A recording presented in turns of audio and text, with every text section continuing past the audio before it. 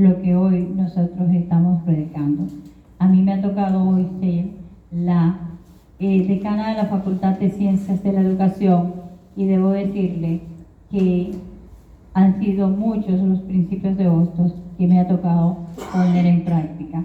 Gracias a María Rosario, que siempre está pensando en traernos a través de la OFDP estos manjares.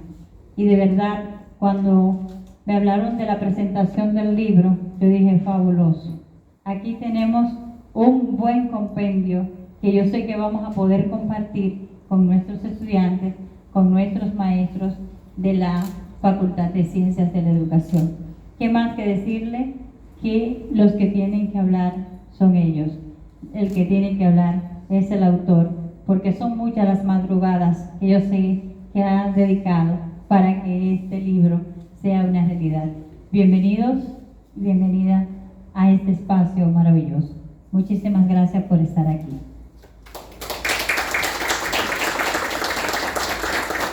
Doctora Juana Encarnación, señora decana de la Facultad de Ciencias de la Educación de nuestra Universidad Autónoma de Santo Domingo. Matías Bosch, gracias por estar con nosotros. Paradigma también, y que ha seguido el ejemplo de su abuelo, que era un hostosiano a carta cabal. Muchísimas gracias. Un honor para mí presentarles al autor del libro, que es mucho lo que hay que hablar de él, pero permítanme, por favor, que aparte de investigador y puertorriqueño, es un gran amigo de República Dominicana, pero que sea el doctor Néstor Duprey, de la Universidad Interamericana de Puerto Rico, quien nos presente a su compueblano, a su colega, a su compatriota. Por favor.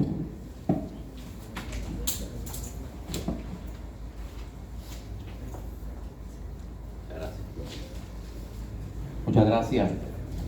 Buenas tardes a todas y a todos. ¿Se escucha? Espero que sí.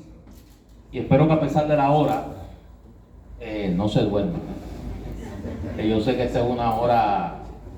Yo soy profesor y trato de no dar clase a esta hora, precisamente por eso. Porque sé que es una hora pesada, no solo para los estudiantes, sino para los que estamos al otro lado del salón también.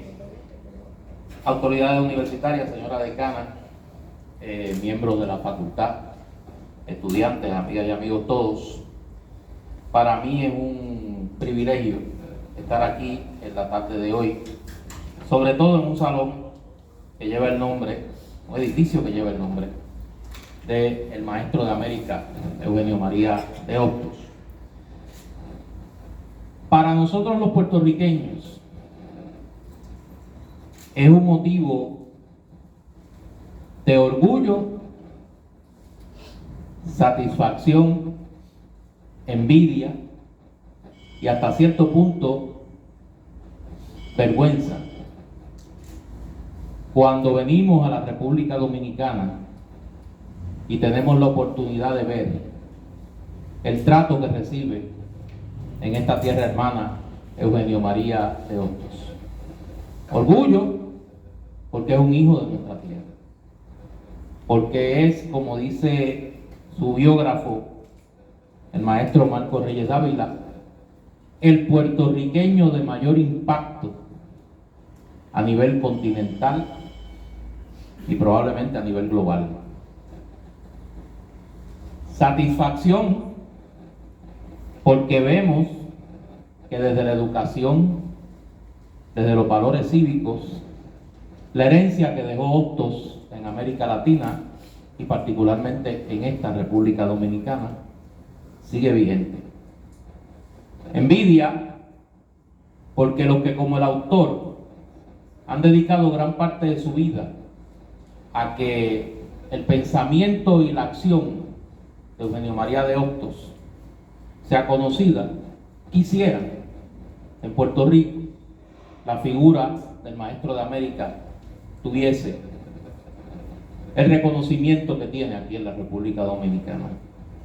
Y vergüenza porque es inexplicable que en la tierra de Hostos sea un gran desconocido.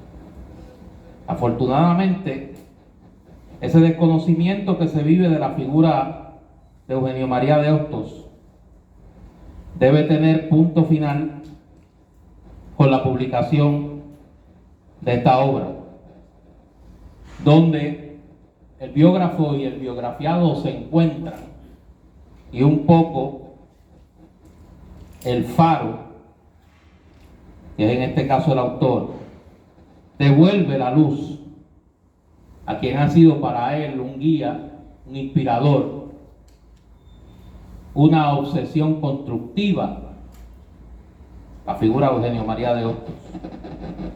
Marcos Reyes Dávila no solo es un gran puertorriqueño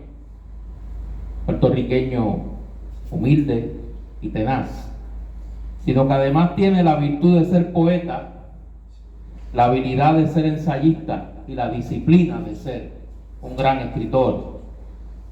Por muchos años ostentó la cátedra universitaria en la Universidad de Puerto Rico y dirigió el Instituto de Estudios Hostosianos,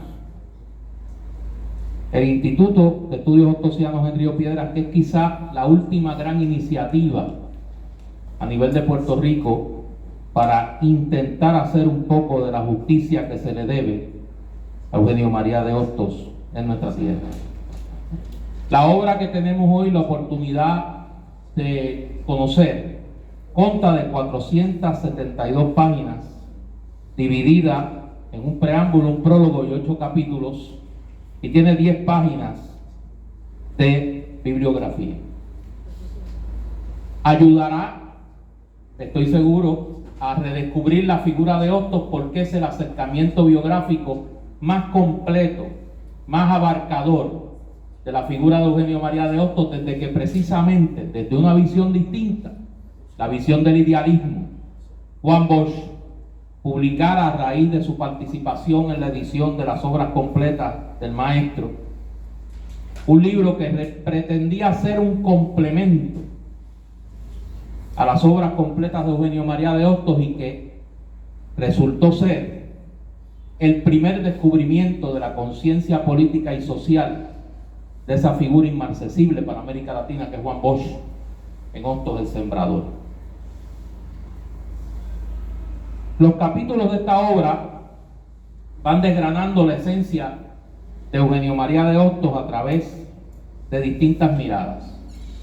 Yo no lo quiero aburrir con un resumen detallado del libro, yo solo quiero, como diríamos allá en Puerto Rico, buscarle la conciencia y el pensamiento con los elementos que me parece son importantes de esta obra y que la hacen una contribución desde este momento imposible de evadir a la hora de trabajar la figura de Hostos. Para mí hay dos grandes aportaciones de esta obra que merecen señalarse. Número uno, es quizá el acercamiento más detallado a lo que el autor llama el niño hombre. Bajamos a Eugenio María de Hostos del pedestal. Ya no es una estatua, ya no es un busto, ya es un ser humano de carne y hueso que vive, sufre, padece, ama, sonríe y siente como todas y todos nosotros. Y eso se logra desde el primer capítulo, el niño hombre, donde uno de los grandes descubrimientos que hace Marcos Reyes Dávila en la obra es el diario del padre de Eugenio María de Hostos, que nos da una idea del entorno que formó a este singular puertorriqueño. El Hostos que vamos a ver en este libro es un Hostos integral. Una de las grandes carencias que habíamos tenido hasta el día de hoy en cuanto al pensamiento de Eugenio María de Hostos y la posibilidad de ver la figura de Hostos es que habíamos visto un Hostos segmentado y segregado. Tenemos obras sobre Hostos el sociólogo, tenemos obras sobre Hostos el educador, sobre Hostos el abogado, profesor de Derecho Constitucional, tenemos obras sobre Hostos el político, pero no teníamos un acercamiento integral a la figura de Eugenio María de Hostos, y Marcos Reyes Dávila lo provee en este libro.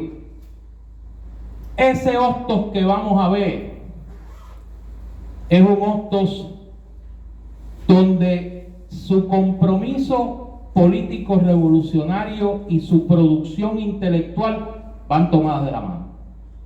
no es un intelectual actuando al margen de la sociedad, ni es un hombre político, un homus politicus, actuando sin un basamento teórico que condicione y justifique su acción política desde lo que él entiende es la moral social. Sus tratados, sociología, moral, derecho constitucional y otros, van acompañados de una intensa vida comprometida con un proyecto de sociedad republicano, democrático, justo e igualitario, en un entorno, el español, el caribeño, el latinoamericano, eminentemente autoritario. Es decir, Eugenio María de Hostos será un pensador y un actor político que navegará a contracorriente del entorno social y político que le toca vivir. Y lo hace el autor describiendo 4 revoluciones hostosianas. La primera podríamos resumirla como la etapa de la Confederación Antillana, donde Hostos ve su proyecto político enmarcado en la necesidad de que las islas de las Antillas conformen una unidad política, social y económica que les permita enfrentar el expansionismo norteamericano y el anacronismo español. La segunda, las armas en las aulas. Cuando luego del fracaso del primer intento de revolución puertorriqueña, el Grito de Lares, y la caída de la Primera República Española, Hostos fortalecerá su visión de que es a través de la educación, sin descuidar la lucha política, la que va a producir la gran revolución cívica y moral en las sociedades que le toca interactuar. Será la etapa tanto suramericana como norteamericana esencial de Eugenio María de Hostos. La tercera será las armas en las aulas, que será un poco también esa continuación de la Revolución Americana, que es la segunda etapa en la vida de Hostos. Aquí vamos a ver quizá el periodo de mayor producción intelectual de Eugenio María de Hostos, donde sus grandes tratados, enumerados anteriormente, se conjugan y un poco van a opacar, no es que la van a soslayar, van a opacar un poco la actividad política de Hostos. Y la cuarta, la más triste, la etapa de la Liga de los Patriotas, su empeño, luego de años de frustración, de tratar de conciliar los intereses de los sectores políticos puertorriqueños en un proyecto que logre enfrentar el nuevo colonialismo que vive Puerto Rico tras la invasión norteamericana de 1898. Será un proyecto que producirá una gran frustración en Hostos y que lo llevará a su etapa final aquí en la República Dominicana, lo que el autor llama agonía y éxtasis, el exilio final y la muerte. Y nos detalla el autor el último acto, la última revolución de Eugenio María de Hostos, la quinta, la que vemos al final de la obra. Y es la que para todos los puertorriqueños, cuando venimos a la República Dominicana, significa una daga en nuestro corazón. Eugenio María de Hostos escogió como último acto de su vida recordarnos a los puertorriqueños la ignominia del coloniaje, tomando la decisión de que sus restos no yacieran en Puerto Rico, hasta que Puerto Rico fuera una nación libre y soberana. Cada vez que un puertorriqueño visita la tumba de Eugenio María de Hostos, recuerda que Hostos, con su vida y con su último acto ante la muerte, como dice el autor, venció a la muerte. No se durmió en la muerte, y nos recuerda con ese acto todos los días el deber de luchar por una sociedad libre y mejor a la que nos toca vivir. Y ese quizá es el gran valor de la obra del maestro Marcos Reyes Dávila. Nos muestra cómo la vida de Hostos es una interpelación permanente a la conciencia de quien se adentra, quien se acerca al pensamiento hostosiano. Y en el caso de los puertorriqueños, es un aldabonazo diario y constante a nuestra conciencia. Decía a quien considero para mí un maestro, y por eso me alegra tanto la presencia de mi hermano Matías Bosch. Decía Juan Bosch que había vuelto a nacer cuando descubrió en los escritos de Eugenio María de Hostos qué es lo que hace a un ser humano comprometer su vida para intentar construir una sociedad mejor. Para los puertorriqueños que hemos sido tan ingratos con la figura de Eugenio María de Hostos y que tenemos una deuda imposible de pagar con la República Dominicana, este libro que hoy tenemos la oportunidad de presentar aquí, qué mejor lugar que un edificio que lleva el nombre del Maestro de América, tenemos una deuda ahora doble con Marcos Reyes Dávila, profesor, poeta y patriota, que nos devuelve un poco de ese puertorriqueño olvidado y de ese caribeño inmortal que es Eugenio María de Hostos. Ese es Marcos Reyes Dávila, ese es Eugenio María de Hostos, el que conocemos hoy y el que gracias a él se nos hará mucho más difícil mantenerlo en el olvido. Muchas gracias.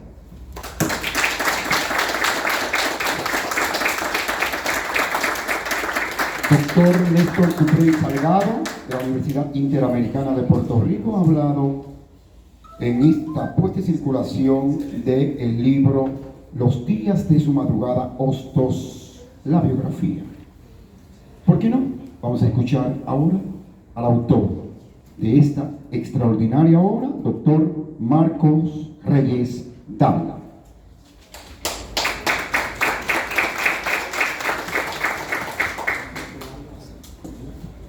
Buenas tardes, doctora Joven Encarnación, decana de la facultad, doctora María Rosario García, presidenta de la Organización para el Desarrollo del Pensamiento, doctor Ángel Villarini, amigo y maestro, doctor Néstor Duprey, maestro y amigo, amigos todos. Agradezco la presencia de todos ustedes en esta ilustre universidad. Agradezco de todo corazón la invitación a presentar en esta universidad una biografía de Hostos que ha estado esperando a saludarnos por 70 años. Con cada biografía Hostos revive y se renueva. Si Juan Bosch pudo decir que volvió a nacer al conocer a fondo la obra y vida de Hostos, quizás yo pueda decir lo mismo. Quiero aclarar, si me lo permiten, esta no es mi primera visita a la República Dominicana, ni tampoco es la primera vez que hablo en este recinto. Estuve por primera vez en el 1993, cuando la Federación de Asociaciones de esta universidad conmemoró el 80º aniversario del poeta nacional dominicano Pedro Mier. Invitado por Mateo Morrison, estuve años más tarde en otras ocasiones. En una de ellas se conmemoraba el fallecimiento de Salomé Ureña de Enríquez y se me ofreció la oportunidad de hacer una locución en el Panteón de la Patria que versó precisamente sobre la relación entre Salomé y Hostos. Estuve también hace solo un par de años cuando se le dedicó a la Feria del Libro de Santo Domingo a Puerto Rico, ocasión en la que ofrecí una conferencia sobre la presencia en Hostos de ideas anarcosocialistas. Ahora, en esta ocasión, compartimos un día feliz porque hemos recibido la oportunidad de ir a hablar sobre Hostos a un historiador e intelectual de primera categoría como lo es Néstor Duprey Salgado. Néstor es autor de numerosos libros que versan sobre la historia política puertorriqueña algunos de los cuales giran alrededor de figuras como Feliu Pesquera y don Vicente Heiger Polanco, ambos estrechamente vinculados a mi familia desde antes de yo nacer. Gracias, Néstor. Desde lo más profundo de mi corazón, confieso, no que he vivido, sino que me he emocionado. Yo no he venido a ofrecer una conferencia sobre la vida de Hostos, como se anunció, sino en realidad traerles un libro que le debemos a esta patria que tanto amó. Un libro sobre un hombre que es suyo y del cual no debo arriesgarme quizás a hablar demasiado sin temor de aburrirle, porque seguramente sería repetirles cosas que muchos de ustedes ya conocen. Solo vengo a traerles un libro y solo del libro hablaré. Se me ha preguntado en la radio, y lo digo en serio, ¿para qué publicar una nueva biografía de Hostos? Pues hay muchas razones para hacerlo. Y esta que ahora les menciono creo que es la principal. Antonio Salvador Pedreira, en la primera biografía erudita que existe, comenzó indicando que Hostos era, alrededor solo de 35 años después de su muerte, un ilustre desconocido. De eso hace casi ya 100 años. Entonces recuerda estas palabras de don Vicente Heiger Polanco, cuyo eco ha repercutido y repercute a lo largo de casi un siglo. El mayor legado que hizo Hostos a la posteridad fue indiscutiblemente el de su propia vida. Mas, a pesar de eso, en Puerto Rico, al menos, Hostos sigue siendo ese ilustre desconocido. Para ayudar a conocerlo, para eso, escribí esta biografía. Pero como lo sugerí, tenía también otras razones.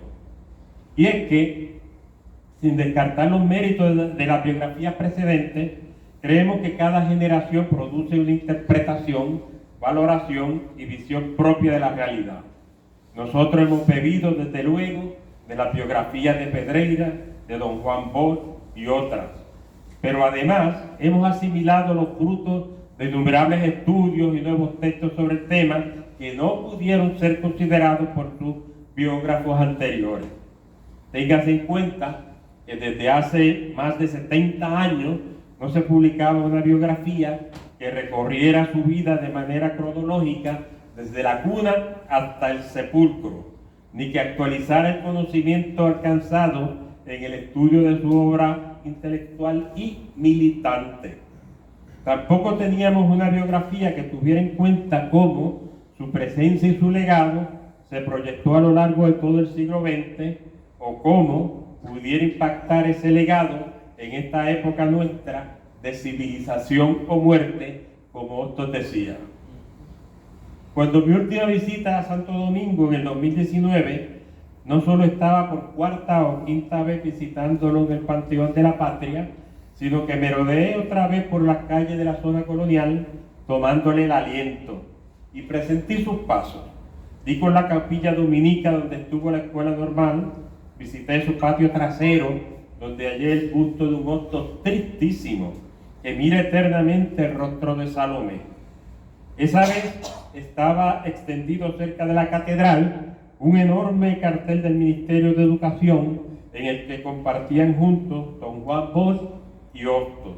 Me pareció que ellos me miraban, y es que ya rondaba en mí muy fuerte el deseo de escribir esta biografía. Llevaba más de 30 años escribiendo y estudiando su obra, que es conocer su vida. De modo que ya decidido, reflexioné sobre cómo hacer su biografía, cuál punto de vista utilizar. Hacer una biografía minuciosa, erudita, repleta de reflexiones, anotaciones, referencias y bibliografías, como muchas otras. Pensé que para estudio, análisis y reflexiones, nosotros ya habíamos escrito suficiente. Se han publicado muchos libros, antologías, un universo de estudios y ensayos sobre su obra. Yo mismo organicé un simposio internacional en la Universidad de Puerto Rico dedicado al centenario de su fallecimiento en el 2003, y había publicado dos amplios libros, uno titulado Hostos, las luces peregrinas, y en fecha reciente, Hostos, la fragua interminable, Antillanía e idea de América, que aquí está disponible en en el día de hoy. De modo que decidí que no, que yo solo quería contar su vida y llegar a un público más amplio. Yo no quería escribir un estudio crítico acosado de esas citas y notas al calce que construyen la lectura. Solo quería contar, narrar su vida, casi novelarla. Les confieso que yo no planifiqué hacer esta biografía como finalmente quedó. En una hermosa biografía que leí una vez sobre Lenin, de Alan Bryan, el autor se atrevió a revivir, casi resucitar la vida de su biografiado para descubrirla tal y como pudiera contarla el biografiado mismo en un diario. Escribió la biografía en primera persona. Por ese punto de vista, por esa primera persona, tuvo que clasificar la biografía como novela. Pero yo no me sentía capaz de repetir su hazaña, de modo que opté por englobar de manera enteriza y coherente, como un holograma, las diversas perspectivas de su vida que estaban a mi alcance. Por eso me acerqué al hombre, a seguir sus pasos o las huellas de sus pasos, ceñido hasta donde me fue posible, a espiarlo con gusto, a retratarlo por la ventana como lo hiciera un acosador, y sin cuestionarlo ni contradecirlo, modelar la figura que él hacía de sí mismo, recoger su testimonio. Esto es precisamente lo que distingue y les ofrece esta biografía. Una parte sustancial del texto está copiado de sus propias palabras y opiniones, ya estén citadas propiamente, entre comillas, o asumidas como propias por el autor del libro, lo que se acerca un poco a narrar en primera persona, como lo hizo el mencionado Alan Bryan. En ese sentido, este libro está escrito a dos manos, o dos voces, las mías y las suyas. Si leen con atención, casi se oye el eco de su voz en muchas páginas. Por eso el preámbulo del libro se titula Esta es mi vida. En el prólogo, nada más inicia el libro, imagino que le hago una entrevista por televisión. Cito: ante la pregunta, ¿quién es usted? ¿Qué podría usted decirnos de sí mismo? Quizás él pudiera comenzar contestando de esta manera: la imagen que me representa invariablemente no es la única que podría representarme, y quizás sea la menos certera. Fui tantas veces solo un empedernido y desaliñado viajero por las calles empedradas de Mayagüez, San Juan, Guanadía, Madrid, París, las montañas de Cataluña, Lima, Santiago de Chile, Buenos Aires, Caracas, Santo Domingo, La Plata, Nueva York, Washington, mareado 1000 veces en goletas y vapores, lanzado a campo abierto en ferrocarriles que retozan con los horizontes, empolvado a caballo por la sierra de los Andes chilenos, por las Vegas dominicanas, por las sierras peruanas, por la Pampa argentina, conspirando en chinchorros, batelles, barracones, postulando en las cortes, tronando en asamblea, matraquillando en la prensa, aprestando signos, señas y cifras en el aula, arengando en favor de la libertad española, antillana, anticolonial, antiimperialista en todas partes, sudado y con las botas sucias, pero también hermanando y amando. El maestro fue uno de los afanes más importantes de mi vida, pero en cuanto maestro, moralista, jurista, sociólogo, revolucionario, esposo y padre, en todas esas formas y tareas, solo me alucinaba la libertad de los pueblos y de todos los seres humanos por los que luché en todos los terrenos. Ese soy yo. Fin de la cita. Tal es, en resumidas cuentas, el talante de esta biografía. Sin embargo, sin premeditarlo, de verdad lo digo, el biografiado se rebeló contra el autor.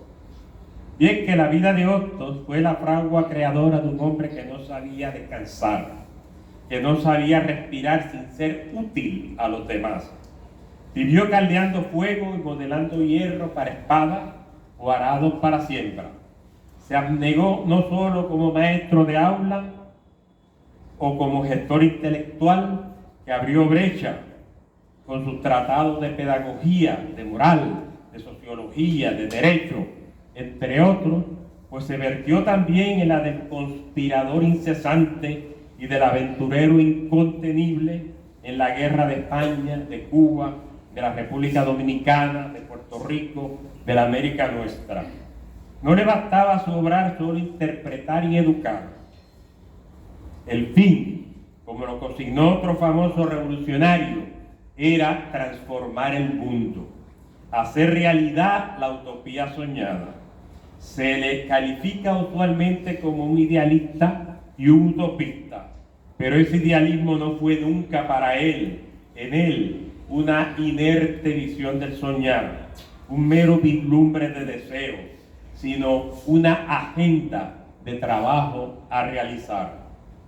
Me basta con saber qué debe hacerse, repitió constantemente. La lucha de Otto nunca se refugió en el salón de clase, la conferencia, el texto escrito. Salía continuamente a pelear en la calle. Mas yo no quería polemizar. No me propuse analizar las ideas krausistas o positivistas, analizar su tratado de moral o el de sociología, sus lecciones de derecho, su pedagogía, ni el papel histórico que desempeñó con la Liga de Patriotas y su defensa del derecho a plebiscito. Que se fajen con el octo que se asoma a estos temas en el libro los críticos, pedagogos e historiadores. Quise eludir las infinitas interpretaciones hechas sobre tan innumerables aspectos, pero Otto me torció el brazo, me demostró que no podía narrar su vida sin reseñar al menos sus obras fundamentales, la de su militancia política, la militancia del pedagogo, la militancia del sociólogo, la militancia del moralista, la militancia del jurista. Todo en Otto fue militancia, y así lo asegura don Pedro Enrique Sureña, testigo privilegiado. Solo reseñé sus obras más importantes y conocidas y anoté algunas referencias obligadas entre las numerosísimas existentes, muchas veces para dar constancia de visiones e interpretaciones ajenas a las mías. Hay numerosas interpretaciones nuestras que se apartan o disienten de las visiones más conocidas. Era imposible ocultarlas. Al compartirlas, no creo estar distanciándome del Otto verdadero, si alguno se pudiera fijar con certeza, sino que me distancio de la visión que algunos otros tienen de él. Creo honestamente que estas interpretaciones mías